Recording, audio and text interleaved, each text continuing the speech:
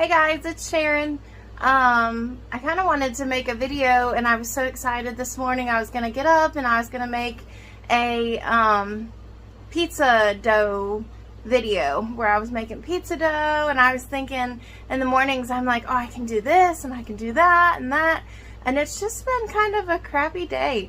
I feel like when things start going really good, I mean, the Bible tells us that, is that when things are going really good, that Satan's gonna reach in there and get you, and that's kind of what he's been doing to me today. So it's everything's kind of up in the air with like Frank's channel and this and that and my dishes. You can see them in the background, and I have so much to do, and I have to go to work tomorrow. So, oh, there's the cat. Wonderful. Mustache, get down. He listens so well. I'll let him stay up there. Anyways, so that's the kind of a day that I've been having.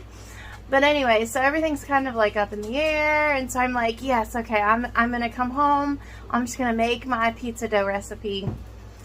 Can't find some of the ingredients, and so it's just been one of those days. So I'm gonna see what I can do with what I have. So we'll see how this goes. So I've got 3 cups of flour in here, all measured out already, and I've got the little mixing thing. I hate this thing when it goes into my bread because it bakes into that. And if anybody has any tips on how to not have that do that, I am all ears about them because I can't stand it. But anyway, so I have I'm using milk. I thought that I had more non-fat dry milk, and I do not.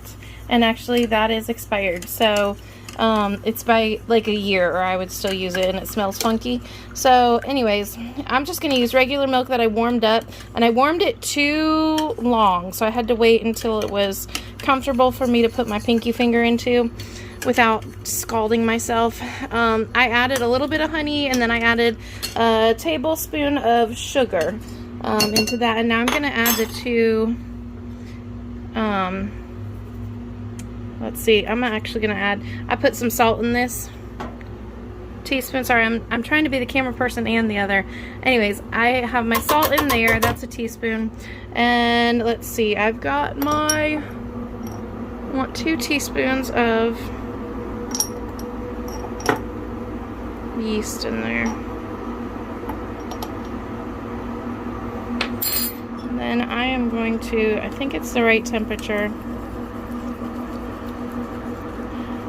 Just make sure. I used to add them all into the flour, like make a little divot in the flour and add my dry ingredients first and then my wet ingredients.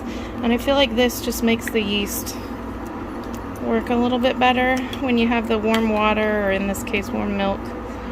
So we'll come back to this and see, make sure that the yeast is active. Okay, so Frank and Frank David got home, making my filming process so much easier. Frank David's got pizza rolls in the microwave. I'm the best mom. I let them eat pizza rolls for whatever. So anyways, we're going to have pizza roll snack and then pizza here in a little bit. The bread is going to take too long, and everybody's hungry, or the homemade pizza crust. So I'll show you what I'm going to do with that. But anyways, so this yeast is active. If you can zoom in here a little bit. When it gets frothy like that, it's just wonderful. So anyways, this was my milk, which I just broke up. All that milk mixture. So what's that? Oh. Anyway, so that's the sugar, 1 tablespoon sugar into 1 cup of milk that I warmed up, and then a little bit of the honey. So I'm gonna pour it in here. There's 1 teaspoon of salt in here to 3 cups of flour.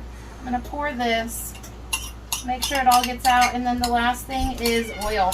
I use vegetable oil because that's what I've always used.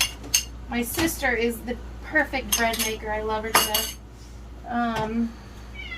And she showed me, I used to do this all by hand and try to, I don't know, try to mix everything and then let it rest and then mix it again. I don't do that anymore because I went to Goodwill and I spent, I think, It was $8 for this bread machine. It's so old, but it works so wonderfully. So I'm gonna add the last teaspoon of oil.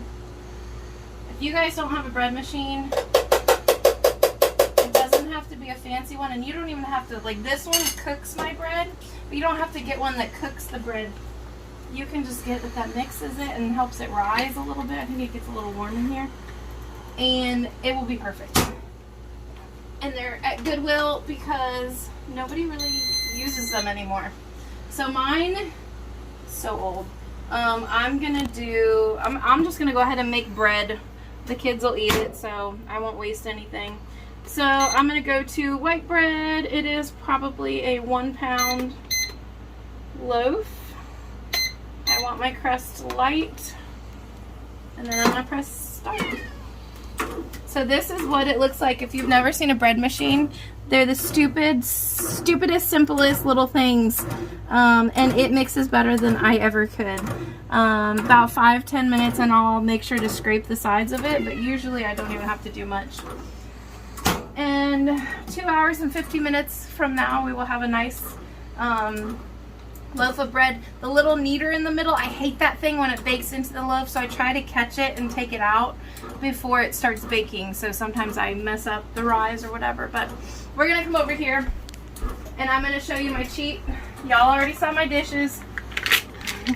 I found these in my cupboard when I was looking for my dry milk, and they were on sale. So I'm just cooking one of these, or 3 of these actually. I'm letting it rise right now, and then we're gonna have pizza probably in about 45 minutes to an hour. So that's gonna be our dinner tonight. I'll show you guys that in a little bit.